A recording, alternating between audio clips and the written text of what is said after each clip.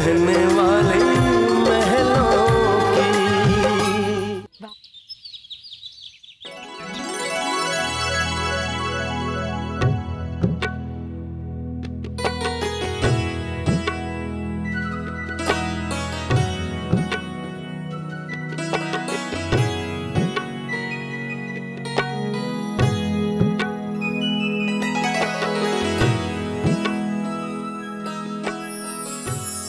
सुखी रहो बेटा।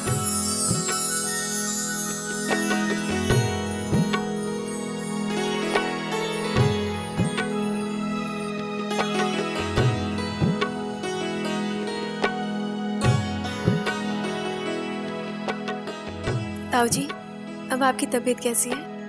अब ठीक है बेटा। ताऊ जी, इस महीने की 15 तारीख को हमारी दुकान का उद्घाटन है। आप हमें आशीर्वाद देने आएंगे तो हमें बहुत अच्छा लगेगा। आएंगे ना? हाँ हाँ जरूर आएंगे।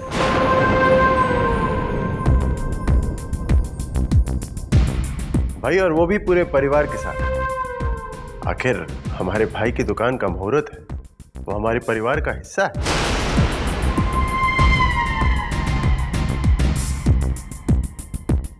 हम हमेशा चाहते थे कि वो तरक्की करे।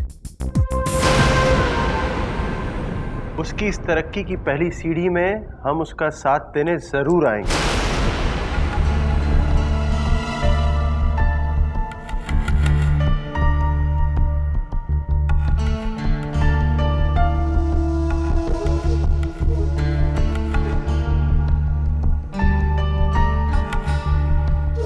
चलते हैं।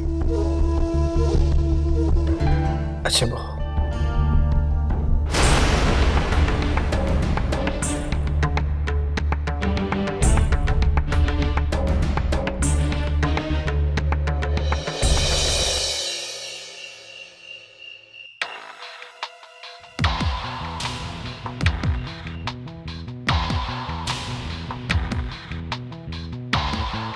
धर्म भैया, अभी तक माल क्यों नहीं आया? दुकानदार ने तो कहा था कि 9 बजे तक आ जाएगा। इतने उतावले मत हो जाए, 9 बजने में अभी कुछ टाइम बाकी है, बस आता ही होगा।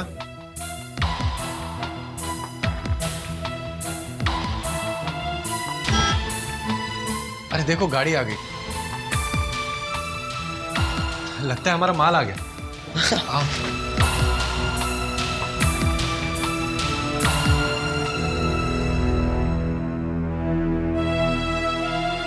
अरे सेठ जी, आपने यहाँ आने की तकलीफ क्यों की? धर्म जी, भाई आपसे माफी चाहूंगा। मैं आपको माल नहीं दे पाऊंगा।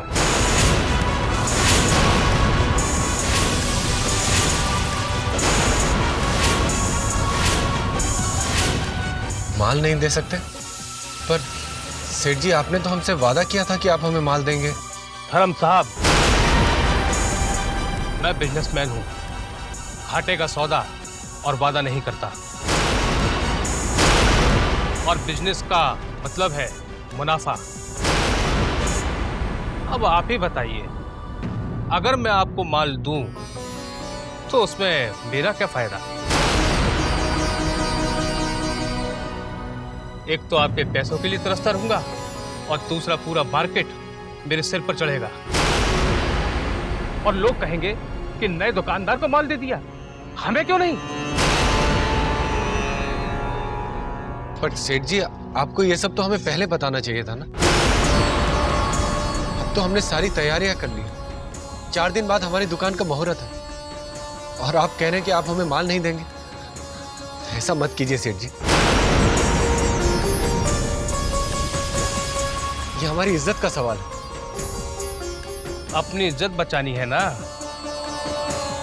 तो ठीक है, मैं माल देने को तैयार हूं, लेकिन डिलीवरी से पहले 80% रकम मुझे पहले चाहिए।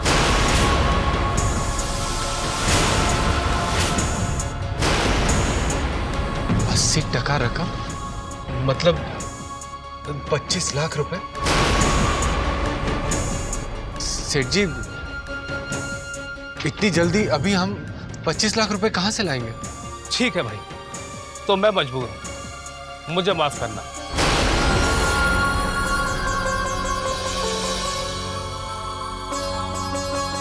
मैं इस पर तुम्हारी कोई मदद नहीं कर सकता।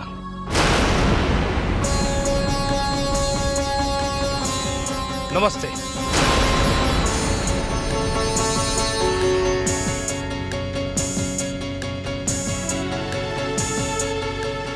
ड्राइवर चलो।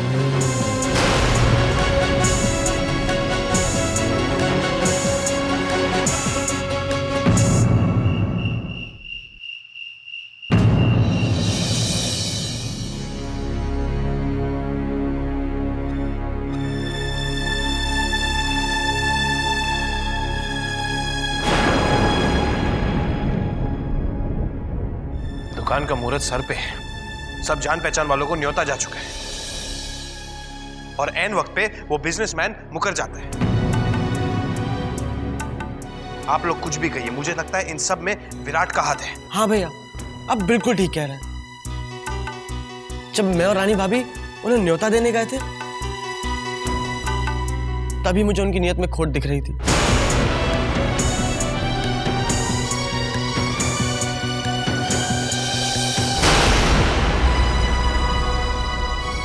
दिखाने को तो वो ऐसे दिखा रहे थे जैसे कि वो भी हमारी दुकान के खुलने से खुश है, लेकिन उनके दिल में क्या चल रहा है मुझे अच्छी तरीके से पता है।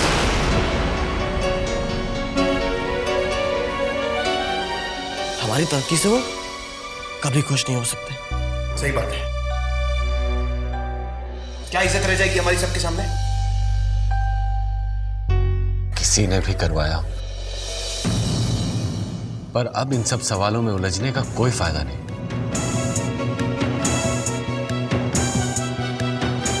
अब सबसे अहम बात यह है कि अगर हमें माल चाहिए तो हमें 25 लाख रुपए चाहिए, तो हमें 25 लाख रुपए चाहिए।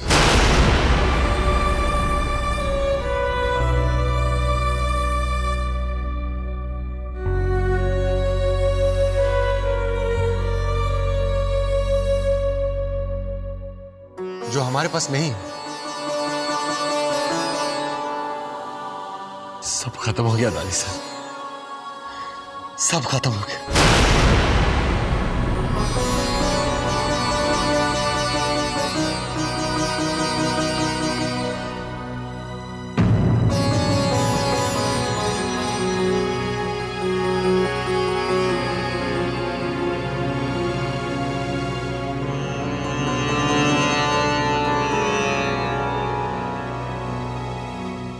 नहीं,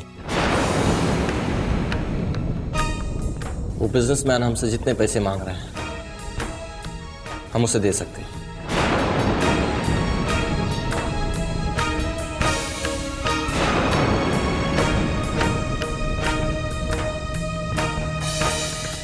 हाँ, हम बैंक से बात करेंगे और बैंक हमें इस घर पर जरूर लोन देगा। हम कल ही जाके बैंक में लोन की एप्लीकेशन दे देंगे और देखना बहुत ही जल्द हमारा लोन पास हो जाएगा। मैं पेपर्स रेडी करता हूं, फिर हम बैंक चलते हैं।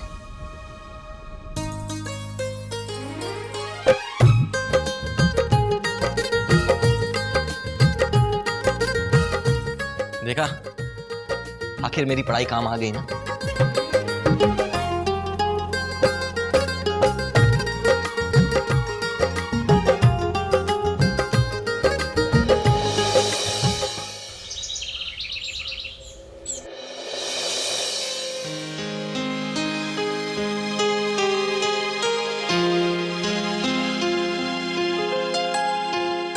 और इसी के साथ हो गई हाफ सेंचुरी।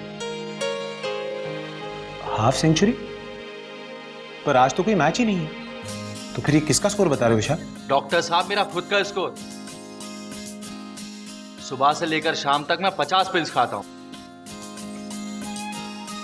कभी रेड, कभी व्हाइट, कभी येलो, कभी blue. I don't mind doctor.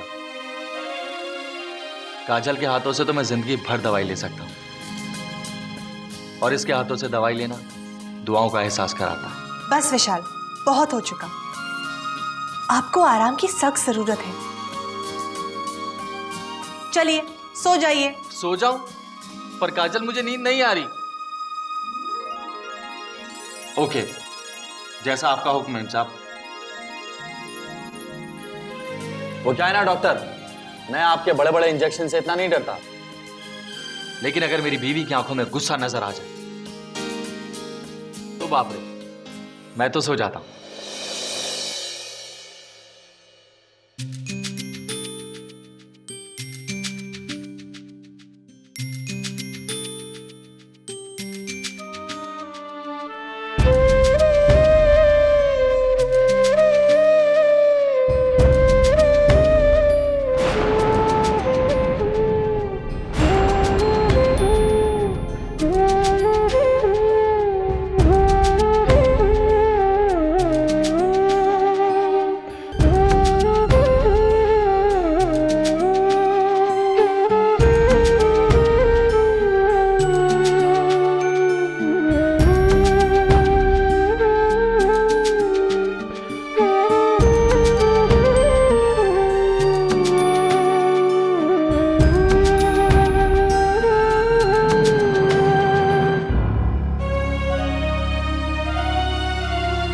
Shubham,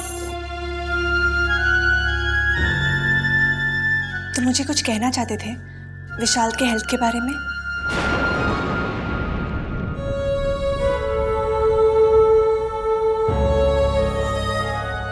क्या बात है शुभम, तुम चुप क्यों हो? विशाल ठीक तो हो जाएंगे ना? हाँ काजल, विशाल जरूर ठीक होंगे। बस मैं अभी भी विशाल की टिश्यू रिपोर्ट्स पढ़ रहा था और इसी के बारे में मुझे तुमसे कुछ डिस्कस करना। और मेरे साथ मेरे कैबिन में चलो। This way.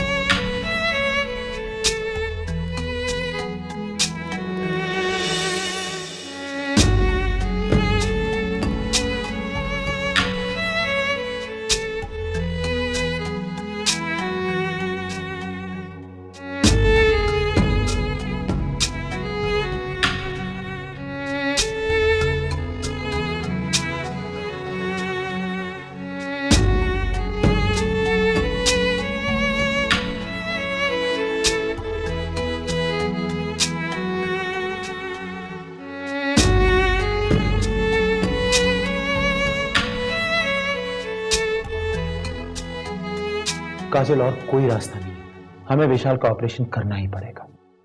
ऑपरेशन? हाँ काजल, विशाल की टिश्यू रिपोर्ट्स के मुताबिक उसके कैंसर सेल्स की ग्रोथ बहुत ज्यादा बढ़ चुकी है।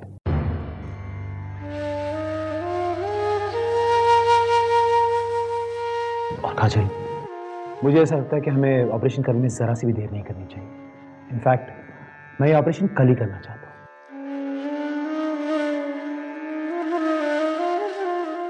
तुम्हें याद है शुभम, जब मेरी शादी हुई थी तब मैंने तुमसे कहा था कि मैंने ये शादी एक मजबूरी में की थी। पर आज विशाल की जिंदगी से ज्यादा तुम्हारी जिंदगी में और कोई चीज मायने नहीं रखती।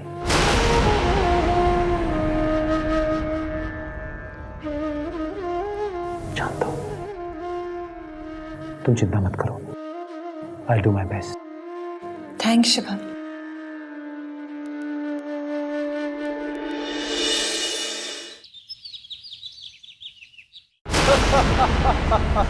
दुकान खोलेंगे, दुकान, वो भी कपड़ों की दुकान। अब करो कपड़ों का इंतजाम, लाओ कपड़े कहीं से। एक दुकान क्या मिल गई, खुद को मधुपुर के राजा महाराजा समझने लगे थे। और राजा महाराजाओं का राज बसने से पहले ही उजड़ गया। जानती हो क्यों? क्योंकि मधुपुर में सिर्फ एक ही राजा है और वो है तेरा बेटा महाविराट। अरे जीते रहो बेटा, पर उस दिन मैं तो डर ही गई थी अरे जब वो रानी अपनी दुकान का न्योता लेके आई थी, तुमने तो उसका न्योता यूं स्वीकार लिया जैसे तुम उनकी खुशी में खुश हो। ना माँ, उन भाइयों की किस्मत में सिर्फ ठोकर खाना लिखा है और विराट उनकी किस्मत कभी बनने नहीं देगा। आजकल वो लोग कुछ ज्यादा ही उछलने लगे हैं। बहुत मना ली उन्होंने खुशियों की दिवाली। अब वक्त आ गया है कि उन खुशियों को दुखों की अमावस में बदलने का।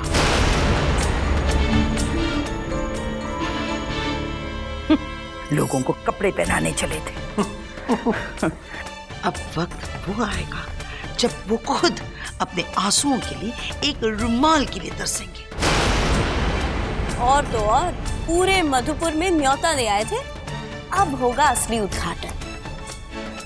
शर्मिंदगी का, अपमान का, बदनामी का उद्घाटन। और सब कहेंगे कि धर्म भैया तो दुकान की बाजी हार गए। और बेचारी रानी वो अपने परिवार को रोते हुए देखेगी।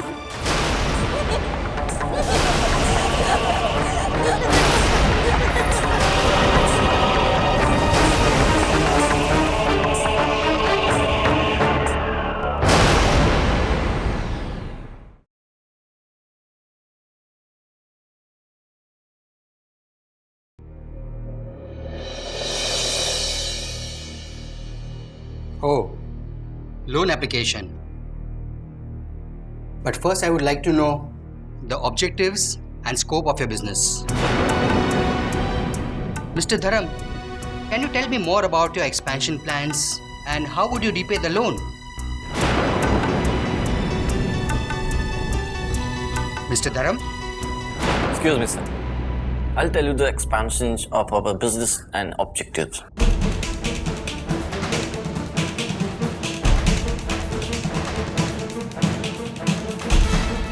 Well, मैं आज ही आपके लोन पेपर्स को फॉरवर्ड कर दूंगा। लोन मिस्टर धर्म राठौड़ के नाम होगा। बाय द वे, आपसे इनका क्या रिलेशन है?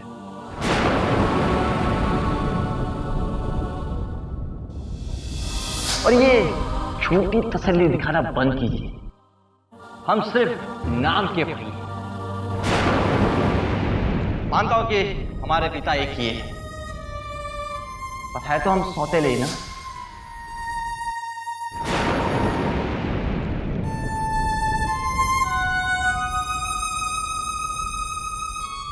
ये मेरे बड़े भैया हैं।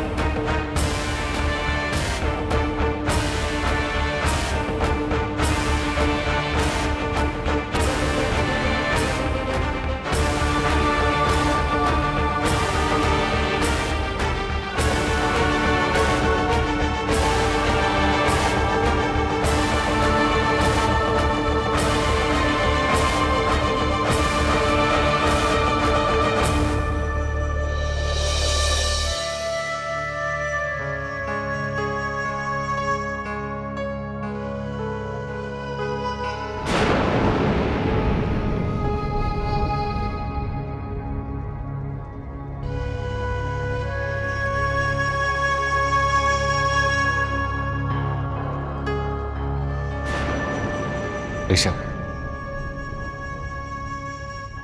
हमें लोन मिल गया। पूरे 20 लाख रुपए का लोन मिला है। अब बस 5 लाख रुपए की और जरूरत है।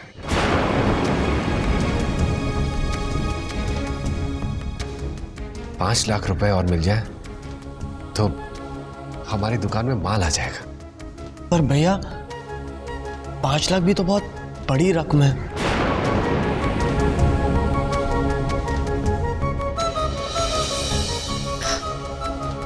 वो भी हो जाएगा भैया। जब नदी का रुख बदल गया तो बांध भी बंद ही जाएगा।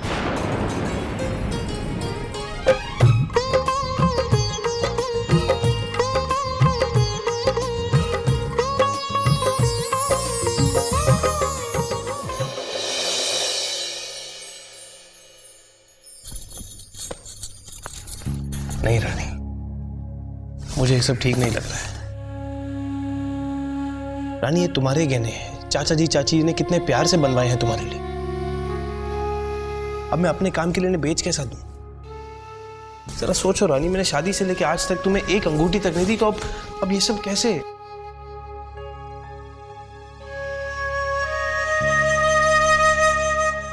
एक पत्नी के लिए उसका पति और उसका परिवार ही सबसे बड़ा गहना होता है। मुझे सचमुच बहुत खुशी होगी, क्योंकि ये मेरे लिए सिर्फ एक शॉप, सिर्फ एक दुकान नहीं है। ये वो रास्ता है आपकी जिंदगी का जिस पे चलकर आप अपनी कोई भी मंजिल पा सकते हैं। और फिर आपने ऐसा कैसे कह दिया कि आपने आज तक मुझे कभी कोई गहना नहीं दिया? जरा ध्यान से देखिए मेरी तरफ।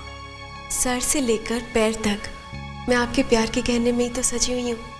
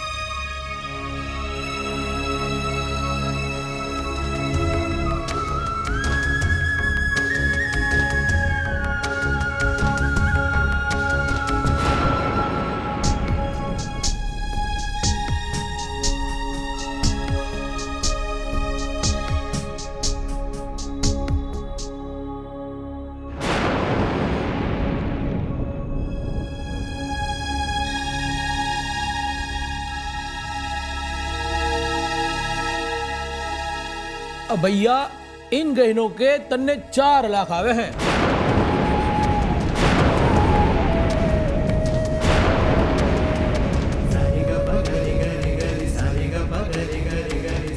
लेकिन हमें तो 5 लाख चाहिए। अब मैं तो 4 लाख ही दे सकता हूँ। बाकी के 1 लाख कैसे आएंगे?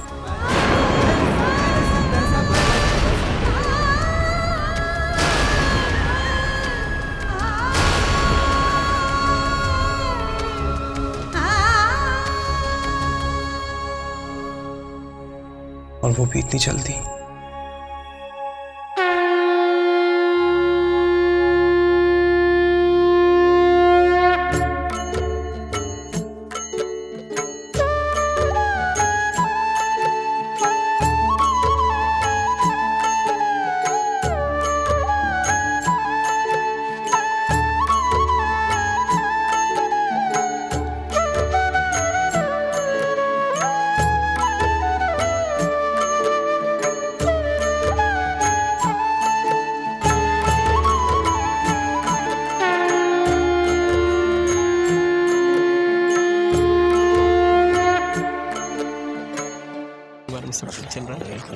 एकदम।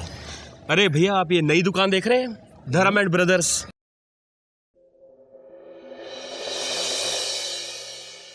आपको पता है 15 तारीख को इसका मुहूर्त होने वाला था। हाँ।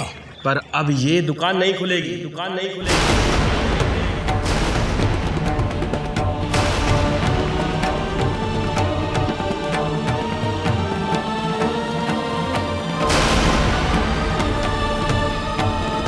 क्योंकि ये दुकान खुलने से पहले ही बंद हो गई।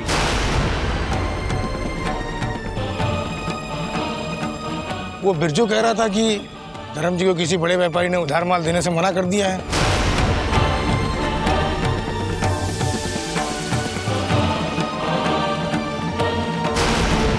धंधे में कोई एहसान तो करता नहीं है, रुकड़ा दो और मार लो। ये हर कोई अपना फायदा देखता है ना, कोई एहसान तो करता नहीं है। बिल्कुल सही बोल रहे हैं भाई साहब, बिल्कुल सही।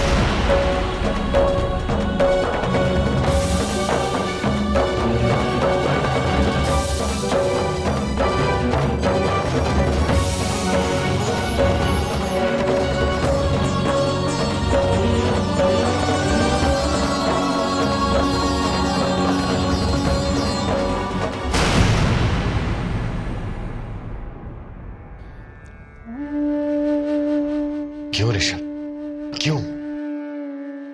अरे क्यों तुमने रानी बहू को ऐसा करने दिया? आज तक हमने उसे कुछ नहीं दिया, और जो कुछ उसका अपना था वो भी आज चला गया। रानी बहू ने अपने गहने बेच दिए?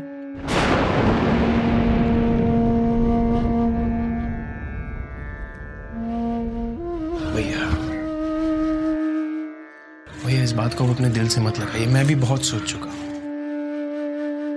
भैया रानी ने जो कुछ भी किया हमारे आने वाले कल के लिए किया।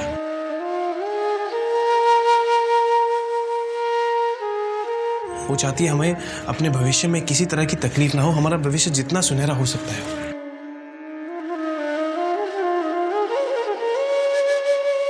वो इस बात के आगे ना कुछ सुनना चाहती है और ना समझना चाहती। लेकिन भैया मुझे तो इस बात की चिंता हो रही कि बाकी के 1 लाख रुपए कहाँ से आएंगे।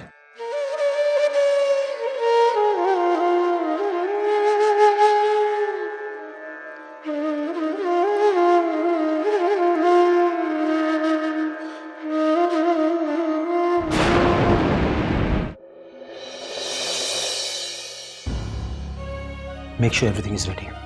Tell Dr. Sana to be on standby. Also, anesthesiologist को कह दीजिए कि वो रेडी रहे। 10 मिनट में हम वहीं पहुंचेंगे। He has to start first, okay?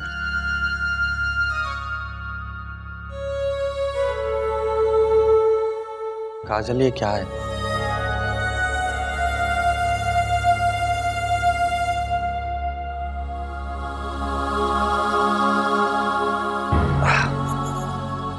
अरे बाबा मुझे कुछ नहीं होगा। पता है हमारे घर के पुरोहित जी ने मेरी कुंडली देखकर कहा था कि मैं अपने पोते पोतियों की शादी अपने हाथों से करवाऊंगा। और देखना काजल, उनकी ये भविष्यवाणी बिल्कुल सच होगी। और क्यों नहीं होगी? अरे भाई मेरा केस डॉक्टर शुभम जो संभाल रहे, वो सिर्फ एक डॉक्टर ही नहीं बल्कि तुम्हारे बचपन के दोस्त भी हैं। मतलब दवाएं और दुआएं एक साथ। Doctor Shubham are you ready? या श्योर। मैं भी तैयार हूं। अब जल्दी से मेरा आप ऑपरेशन कर दीजिए। उसके बाद मैं अपनी खूबसूरत सी बीवी को एक खूबसूरत सी जगह घुमाने ले जाऊंगा। और वहां का हर पल इतना खूबसूरत होगा कि बस हम उसे जिंदगी भर की यादें बना लेंगे। अरे हाँ काजल, तुम घूमने कहां चलना चाहोगी? कोडाईकनाल या फिर दार्जिलिंग?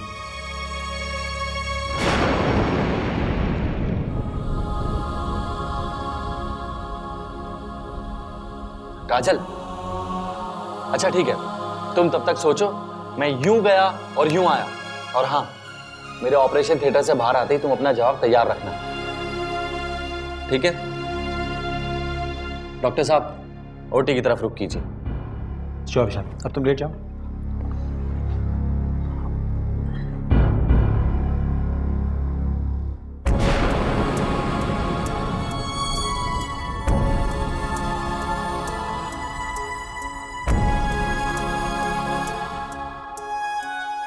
काजल तुम बाहर जाओ प्लीज।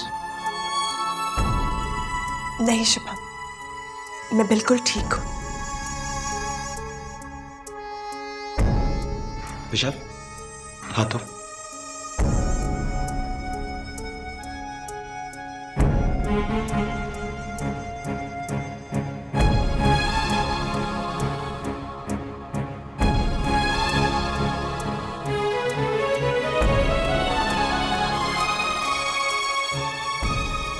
बस मैं अभी आया काजल, तुम अपने जवाब तैयार रखो। याद है ना, कोडाईकनाल या फिर दार्जिलिंग?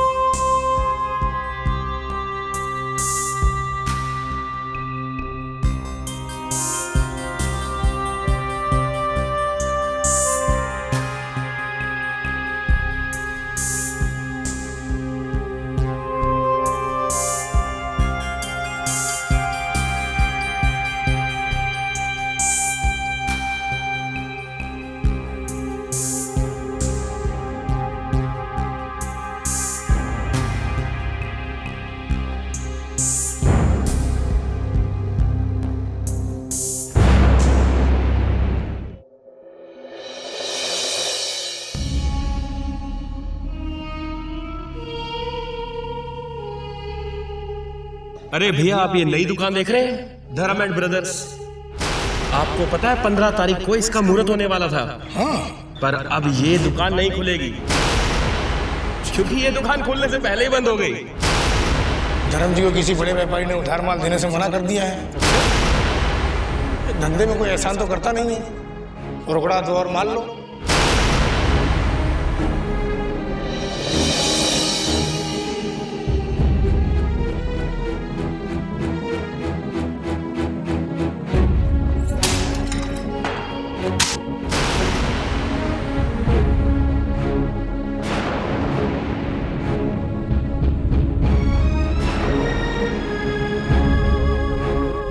वो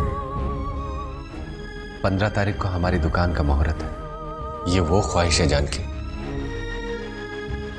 जिसे बरसों से तुमने अपने दिल में संजोए रखा था।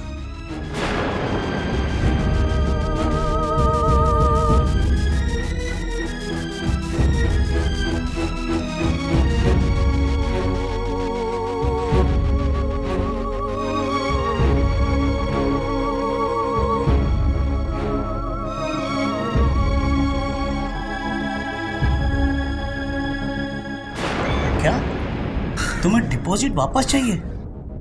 पर क्यों बेटी, तुम्हें ये जगह पसंद नहीं है? तुम्हें यहाँ कोई परेशानी है क्या? नहीं नहीं चाचा जी, कोई परेशानी नहीं, पर इस वक्त मुझे पैसों की सख्त जरूरत है। मैं समझ सकता हूँ बेटी, पर तुम ये जगह यूं अचानक छोड़ दोगी तो रहोगी कैसे? अकेली कहाँ जाओगी?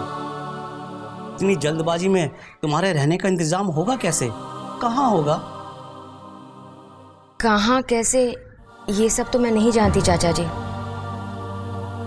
लेकिन इतना जरूर जानती हूँ कि अगर किसी की खुशी को ही अपनी जिंदगी बना लिया हो तो जिंदगी से क्या डरना। अगर किसी की खुशी के लिए मरना गवारा हो तो क्या करूं?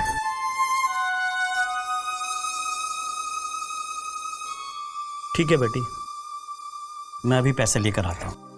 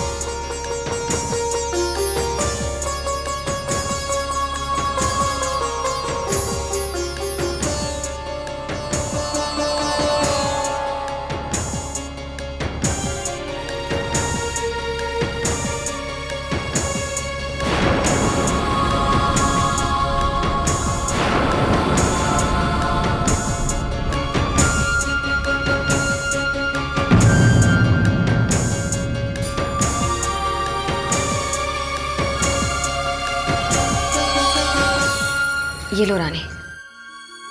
ये क्या भाभी? ये वो बाकी की रकम है जिससे ये दुकान खुल जाएगी।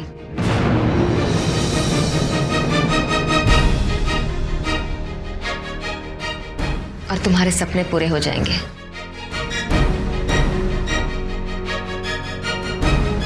आप लोग हैरान मत होइए, मुझे सब पता चल चुका है।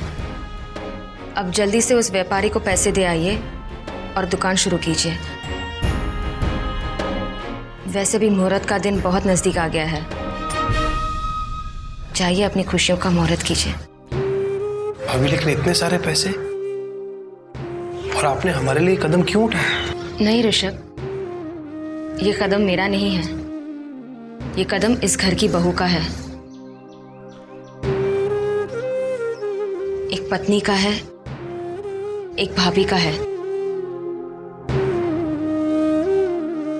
जो अपने परिवार को आगे बढ़ता देखना चाहती है। मैंने तो बस अपना फर्ज पूरा किया है।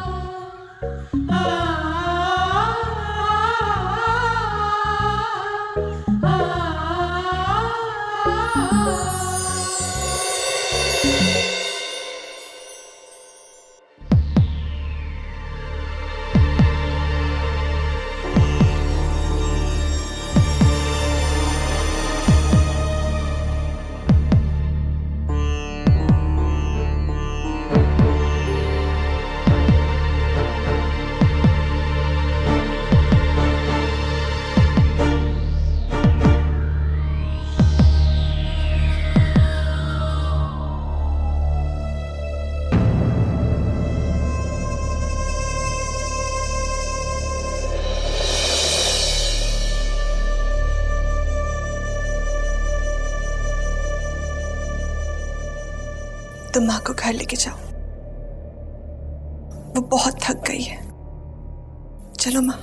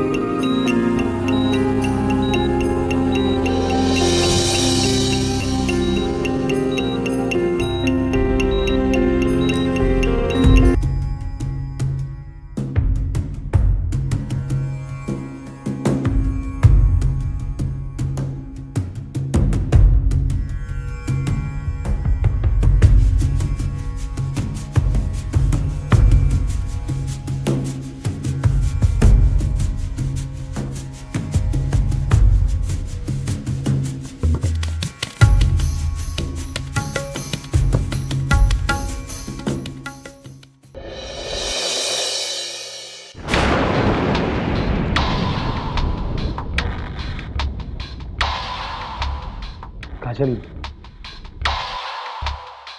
ऑपरेशन सक्सेसफुल रहा।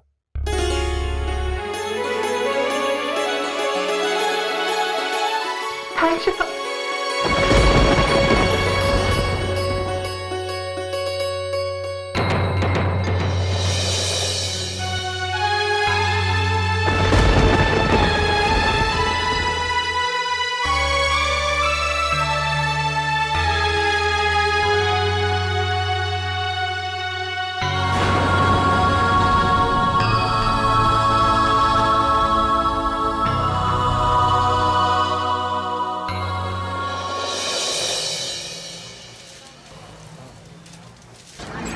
सेठ जी।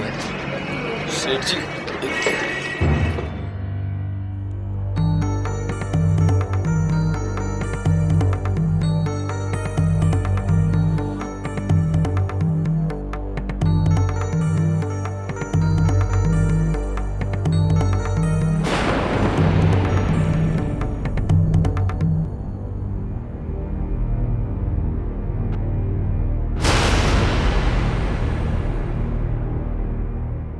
आओ पधारो।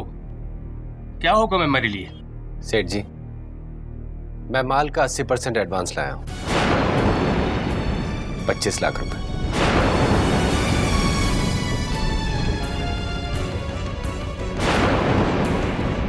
लीजिए।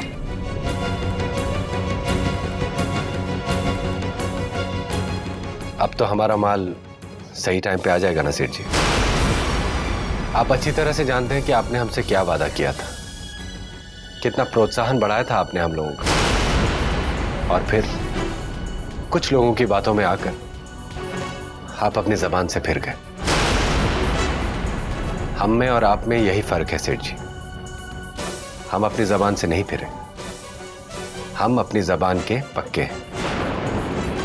आज हमारे पास पूरी रकम है, हम चाहे तो 80% एडवांस देकर किसी से भी माल ले सकते थे, लेकिन हम ऐसा करेंगे नहीं, क्योंकि हमारे बिजनेस के कुछ असूल हैं। हम या तो वादा करते नहीं या उसे निभाते हैं, उसे तोड़ते नहीं। कुछ बिजनेसमैन को ये बात समझ में नहीं आती। खैर, आप पैसे गिन लीजिए, पूरे तो है ना?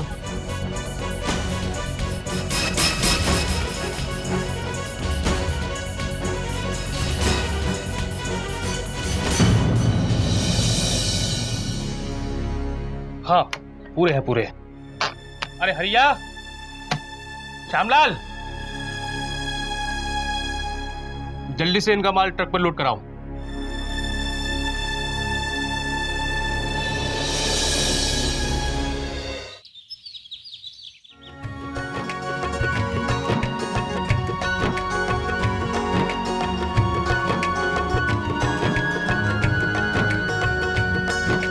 मेरे भाइयों,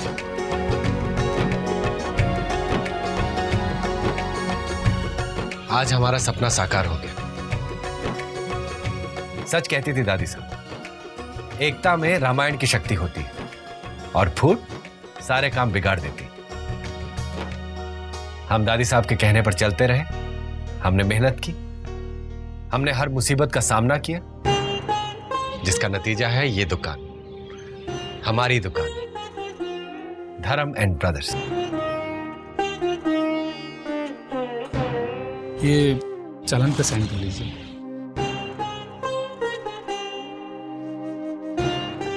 वरुण, इस पे साइन कर दो।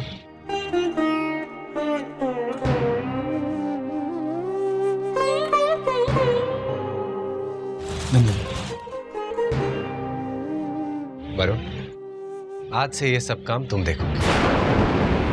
तुम्हारी शिक्षा हमारे बिजनेस में 4 चांद लगा देगी। वो कहते हैं ना कि एक पढ़ा लिखा इंसान हर काम को सही अंजाम तक पहुंचा सकता है। आज से इस दुकान का हर महत्वपूर्ण फैसला तुम करोगे, ठीक है? धर्म भैया, मैं आपके फैसले की बहुत कदर करता हूँ, पर मैं आप सब लोगों को ये बता देना चाहता हूँ कि मैं अपने आप को धर्म एंड ब्रदर्स का हिस्सा नहीं मानता।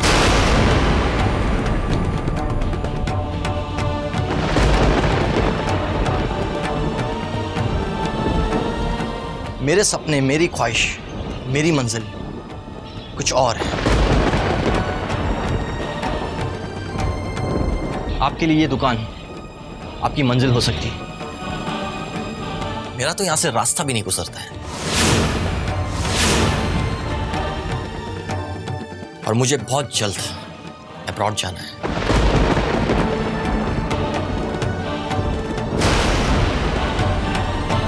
मेरे सपने, मेरी मंजिल ये दुकान नहीं है। पर वरुण, कितना अच्छा होगा कि हम सब साथ मिलकर रहें, अपने सपनों को एक साथ बांटें, अपने मेहनत के फल को एक साथ मिलकर चखें। फल, सपने, एक मिनट धर्म भैया, आप कौन सी मेहनत और कौन से फल की बात कर रहे हैं?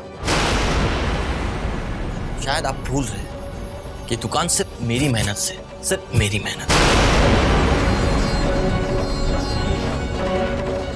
अगर मैं अपनी काबिलियत का इस्तेमाल नहीं करता, अगर मैं आपको लोन लेने की सलाह नहीं देता, अगर मैं पेपर्स रेडी नहीं करता, तो ये दुकान तो छोड़िए, आप इसका बोर्ड भी नहीं लगा पाते। क्या कहना चाह रहे तू? क्या मतलब है तेरा? इस दुकान में आज जो कुछ भी है बस तेरी वजह से।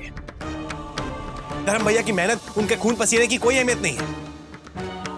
उन्होंने जो दर दर ठोकरें खा के इस दुकान में सामान भरा है, उसकी कोई अहमियत नहीं तुझे। कोई अहमियत नहीं।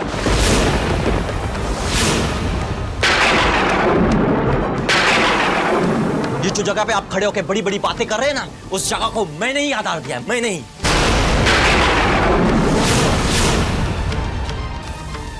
ये सिर्फ मेरी पढ़ाई और मेरी काबिलियत से मुमकिन हुआ है।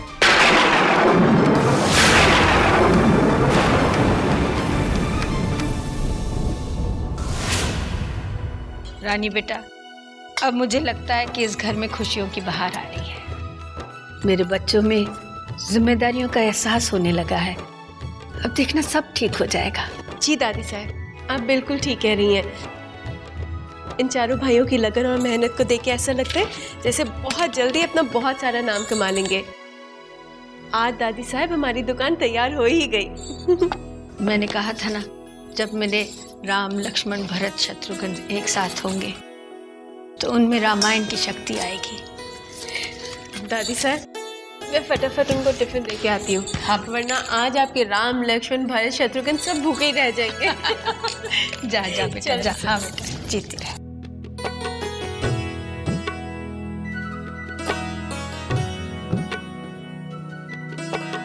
तेरी पढ़ाई, तेरी मेहनत, तेरी काबिलियत, अपनी पढ़ाई और काबिलियत के नशे में ना अपनी सोचने की शक्ति खो बैठा है तू।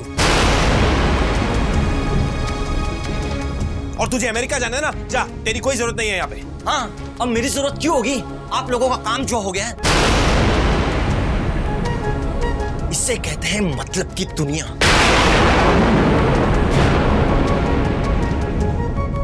मैं तो अमेरिका चला जाऊंगा, पर जाने से पहले सब लोगों को बता दूंगा कि ये दुकान सिर्फ मेरी वजह से खुली है, सिर्फ मेरी वजह से। ऋषभ, बस बस ऋषभ, अब तुम भी कोई बहस नहीं करोगे। तुम सच कह रहे हो वरुण, ये दुकान सिर्फ तुम्हारी वजह से खुली। अब कोई बहस नहीं कर। और भैया और क्या? सच तो आखिर सच ही रहेगा ना। अरे बस वरुण भैया, बस, बहुत बोल चुके आप।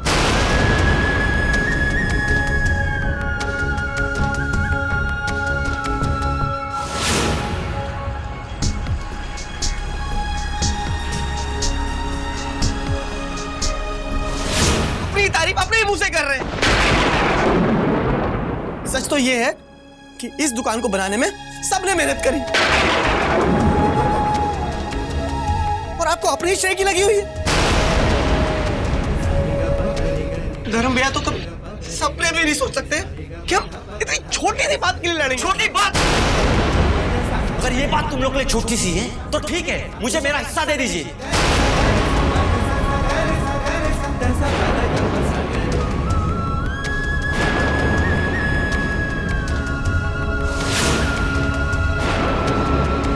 जो 20 लाख रुपए मैंने तुम लोगों को दिलवाए थे, मुझे अभी और इसी वक्त चाहिए।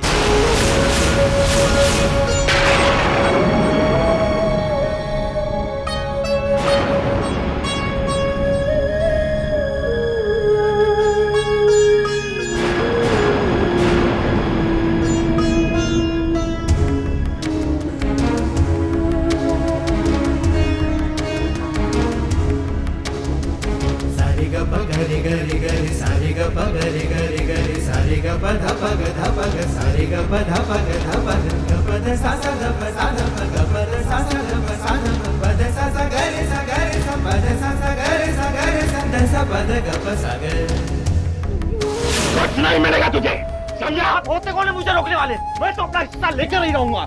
थोड़ी तो मैं अदालत तक जाऊंगा। क्या करते अदालत का?